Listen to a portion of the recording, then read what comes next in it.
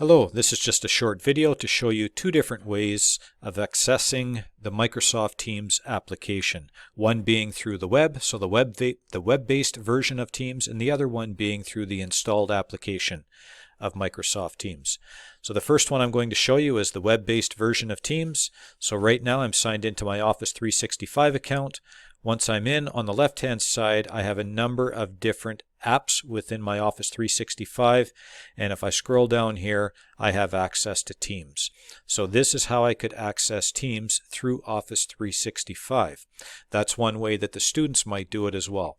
However, what we recommend is rather than going through the web-based version of Teams, we recommend using the installed version, and the reason why is that it seems to be a more stable version of Teams, and it offers a few more features as well. So again, if students or staff have an option between the two, our recommendation is you use the installed version.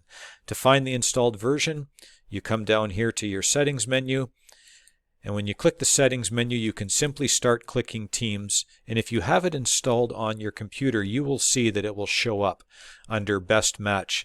If you don't have it installed, it will show up as a suggested app. So I already have Teams installed on my computer. The other thing you can do is just scroll through the different apps that you have on my computer. I have it as a separate app already, Microsoft Teams. Some people might have to go under Microsoft Office Tools and find it there. Another suggestion is, in order to make this easily accessible for you, if you click and drag from this menu down to your toolbar on the bottom and let it go, what that will do is give you access to the actual Teams icon on the bottom menu tray of your computer. And then from there, you can open it up, you can right click, and it will give you a number of different options as well.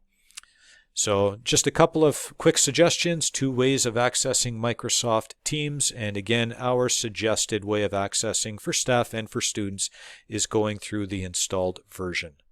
Thank you.